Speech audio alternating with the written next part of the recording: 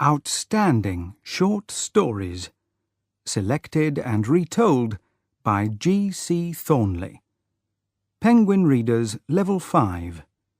Text copyright Pearson Education Limited, 1999. Recording copyright Pearson Education Limited, 2008. Not to be publicly performed, resold, hired, copied or re-recorded without written permission from the publishers. CD 1. The Man Who Could Work Miracles by H. G. Wells. Until he was 30 years old, Fotheringay did not believe in miracles. In fact, he discovered his own unusual powers at the moment when he was claiming that miracles were quite impossible. He was having a drink at his local inn, and Toddy Beamish was driving him to the limits of his patience by disagreeing with everything he said. "So you say," answered Beamish whenever Fotheringay spoke. There were present, besides these two, a very dusty cyclist, the innkeeper, Cox, and fat Miss Maybridge, who served behind the bar.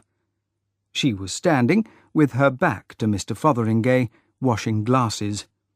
The others were watching him. "Listen, Mr. Beamish," said Mr. Fotheringay, annoyed by his opposition. "Let us clearly understand what a miracle is. It's something against the laws of nature, done by the power of will, something that couldn't happen without being specially willed." "So you say," said Mr. Beamish. The cyclist agreed with Mr. Fotheringay, but the innkeeper did not express an opinion. "For example," said Mr. Fotheringay, "here would be a miracle. That lamp, in the normal course of nature, couldn't burn like that upside down, could it, Beamish?" "You say it couldn't," said Beamish. "And you?" said Fotheringay. "You don't mean to say—" "No," said Beamish at last. "No, it couldn't." "Very well," said Mr. Fotheringay.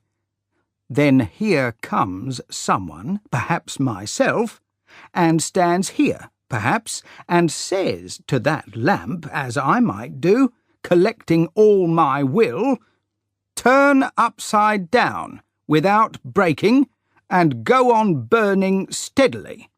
And hello!" It was enough to make anyone say hello. The impossible had happened. The lamp hung upside down in the air, burning quietly with its flame pointing down. It was as solid as ever a lamp was. Mr. Fotheringay stood with a finger stretched out and the troubled face of one expecting a terrible crash. The cyclist, who was sitting next to the lamp, jumped away. Miss Maybridge turned and cried out. For nearly 3 seconds the lamp remained as it was. A faint cry of pain came from Mr. Fotheringay. "I can't keep it up," he said, "any longer." The lamp suddenly fell, broke on the floor, and went out. It was lucky that it had a metal container, or the whole place would have been on fire. Mr. Cox was the first to speak, remarking that Mr. Fotheringay was a fool. Fotheringay himself was astonished at what had happened. The conversation which followed gave no explanation of the matter, and the general opinion agreed with Mr. Cox's view that Fotheringay was a fool for playing such a trick. His own mind was terribly confused, and he rather agreed with them. He went home red-faced and hot. He watched each of the 10 street lamps nervously as he passed it. It was only when he found himself in his bedroom that he was able to think clearly. He had taken off his shoes and was sitting on the bed, saying for the 17th time, "I didn't want the thing to turn over," when he remembered that just by saying the commanding words, he had willed the thing to happen. He decided to try his new powers again. He pointed to the candle and collected his thoughts together, though he felt that he was behaving foolishly. But in a second, that feeling disappeared. "Be raised up," he said. The candle rose up, hung in the air for a moment, and then fell with a crash on his table, leaving him in darkness. For a time, Mr. Fotheringay sat there, perfectly still.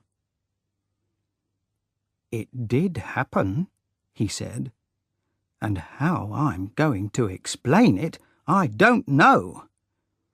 He felt in his pockets for a match. He could find none, so he felt on the table. He tried his coat, and there were none there, and then it came to his mind that miracles were possible even with matches. He stretched out a hand. "Let there be a match in that hand," he said. He felt a light object fall across his hand, and his fingers closed on a match. After several useless attempts to light this, he threw it down, and then he realized that he could have willed it to be lit.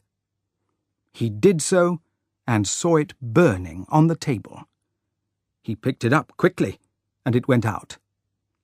He became more adventurous, and put the candle back in its place. "Be lit," said Mr. Fotheringay, and immediately the candle burst into flame.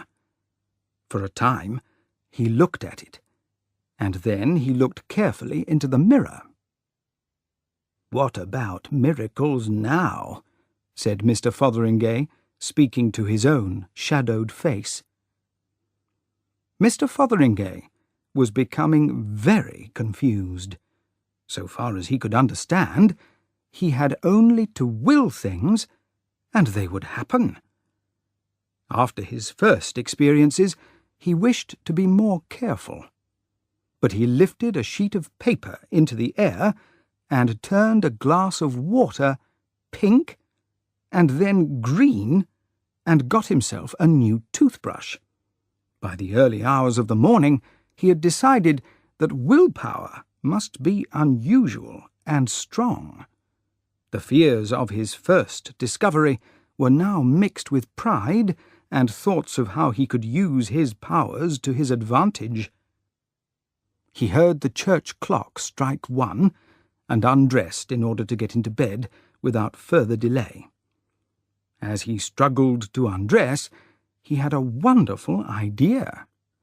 "Let me be in bed," he said, and found himself there. "Undressed," he said, and finding the sheets cold, added quickly, "and in a soft woolen nightshirt." "Ah," he said with pleasure. "And now let me be comfortably asleep." He awoke at his usual hour and wondered if his experiences had been a dream. He decided to test his skills again. He had 3 eggs for breakfast. 2 were supplied by his housekeeper. 1 was a much better egg, laid, cooked, and served by his own unusual will. He hurried off to work, very excited. All day he could do no work because of his astonishing new self-knowledge. But this did not matter, because he did all the work by a miracle in the last 10 minutes. As the day passed, his state of mind changed from wonder to pleasure. It was clear that he must be careful how he lifted anything that was breakable, but in other ways his powers seemed more exciting the more he thought about them. He increased his personal property by making new things for himself, but he could see that he must be careful about that, too. People might wonder how he got them. After supper, he went out for a walk on a quiet street to try a few miracles in private by the gasworks. His attempts could perhaps have been more interesting, but apart from his willpower, Mr. Fotheringay was not a very interesting man. He stuck his walking stick into the ground and commanded the dry wood to grow flowers. The air was immediately full of the smell of roses, but his satisfaction ended when he heard footsteps. He was afraid that someone would discover his powers, and he said quickly to the stick, "Go back!" What he meant was, change back, but the stick went backwards at high speed, and there came a shout of anger. "Who are you throwing rose bushes at, you fool?" cried a voice. "I'm sorry," said Fotheringay. He saw Winch, one of the 3 local policemen, coming towards him. "What do you mean by it?" asked the policeman. "Hello? It's you, is it? The man who broke the lamp at the inn?" "I don't mean anything by it," said Mr. Fotheringay.